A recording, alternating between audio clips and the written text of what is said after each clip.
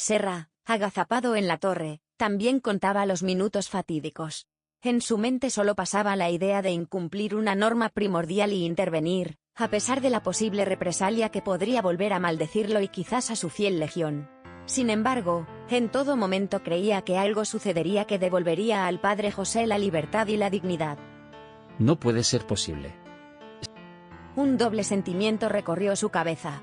Aquel anarquista, junto a sus hombres y algunos huidos de los alemanes, bajaban por las colinas con un extraño fuego, sonidos y reflejos que sin duda formaban parte de una estrategia arriesgada. Por otro lado, Serra no lograba entender qué locura lo había llevado a realizar ese acto suicida. Centenares de alemanes y rebeldes caerían en esa primera parte, pero estaba claro que era una auténtica locura. Serra enfocó más la situación y vio claramente que eran una minoría frente a aquellos confundidos alemanes que, junto a los rebeldes, rápidamente empezaron a montar defensas para contenerlos. ¡Qué locura, Durruti! Mientras observaba cómo bajaban con menos de la mitad de efectivos en comparación con aquellos que ya los esperaban en unas defensas improvisadas. Es la segunda vez que apareces en los últimos meses. Para ayudarnos a terminar un castigo divino junto a Bala, y ahora para salvar al padre José. Fue entonces cuando, al ver a aquellos valientes tomar por sorpresa, y obligar a retroceder a un enemigo superior, notó una presencia en el flanco de los nazis y rebeldes.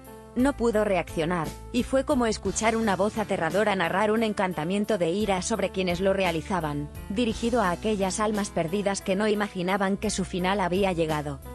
Pues sin siquiera él darse cuenta, Bala apareció de la nada. Bala, con su apariencia angelical pero una oscuridad inusual en sus ojos, recita el conjuro con una voz que parece resonar desde las profundidades más sombrías del abismo. Bala, con voz tenebrosa, llena de odio, comenzó a recitar un hechizo. Que la oscuridad sea mi manto y el odio mi espada. Que mi ira sea el fuego que consume todo a su paso. Su voz, normalmente suave como el susurro de una brisa, ahora suena como el rugido de una tormenta negra y destructiva.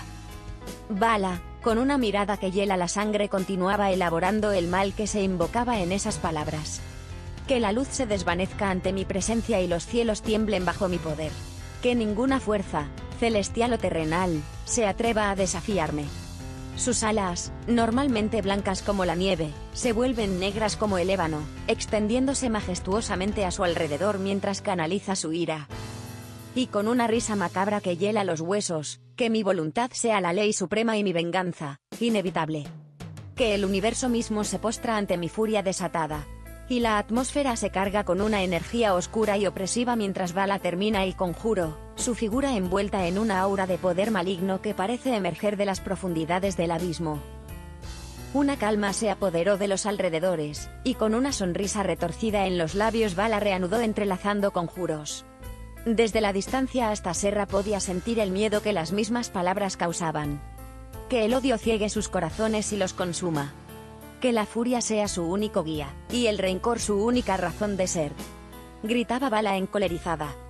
Fue entonces cuando un silencio tenso se hizo notar en el ambiente mientras Bala levantaba la mirada, y sus ojos ahora ardiendo con un fuego oscuro vengativo que parecía consumir todo a pocos metros de donde se encontraba. Una esfera de espadas, cuchillas y miles de armas cortantes emergió del suelo y la misma giraba endiabladamente. En ese momento Serra sentía una presencia junto a Bala que tras unas piedras cubría las espaldas a la pequeña. Se percató que desde aquella posición era invocada una nueva esfera. Con una sincronización increíble, las dos esferas salieron girando con una velocidad asombrosa hacia aquellos soldados rebeldes que corrían de aquella trama que los anarquistas habían elaborado. Las dos esferas aumentaban de tamaño mientras no dejaban de girar. En milésimas de segundos salieron endemoniadas hacia los rebeldes, mutilando uno a los nazis y italianos que bajaban por aquella montaña. Entonces en segundos todo se transformó en un paisaje desolador y macabro. Las dos esferas se evaporaron acabando con cada uno de ellos. La tierra, una vez firme y sólida, ahora estaba empapada de sangre y cubierta de pedazos de cuerpos destrozados.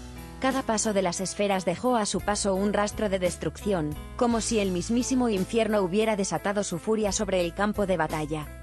Los restos humanos, desmembrados y mutilados, estaban esparcidos por el suelo, formando un tapiz grotesco de muerte y sufrimiento. Los gritos agonizantes de los soldados heridos se mezclaban con el sonido siniestro de las cuchillas cortando el aire, creando una cacofonía de horror que se cuela en el alma de cualquiera que tenga la desgracia de presenciarla. A medida que las esferas continuaron su avance implacable, el suelo se teñía cada vez más de rojo, convirtiéndose en un mar de sangre que refleja el horror y la brutalidad de la batalla. Para Serra, la visión de tanta destrucción y sufrimiento es abrumadora, recordándole la fragilidad de la vida, y la brutalidad de la guerra en toda su crudeza. El rostro de Serra se ve atravesado por una mezcla de asombro, terror y profunda tristeza mientras observa la escena desgarradora que se desarrolla ante él.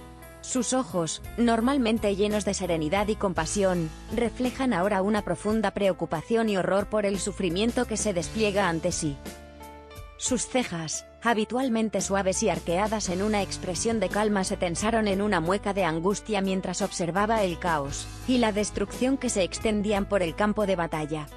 Su boca, normalmente curvada en una suave sonrisa, se contraía en una línea tensa y apretada, revelando la tormenta de emociones que agitaba su interior. El color de su rostro iba palideciendo ligeramente, contrastando con el brillo dorado de su piel angelical, mientras luchaba por contener la oleada de emociones que amenazaban con abrumarlo.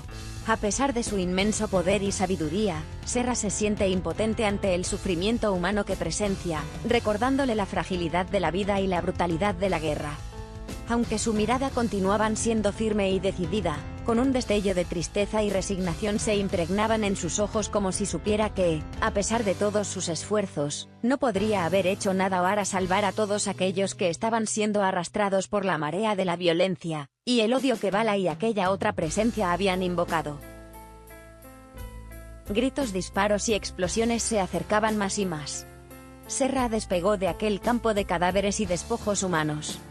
Podía ver a esos valientes compañeros de Durruti que, a pesar de estar en inferioridad, elaboraron un plan con explosivos y espejos posicionados en toda la montaña estratégicamente. Una carga arriesgada que les había obligado a los rebeldes a huir en turba hacia Ronda para, junto a los demás soldados que se encontraban en el pueblo, repeler y hacer frente a lo que creían que eran miles de anarquistas encolerizados.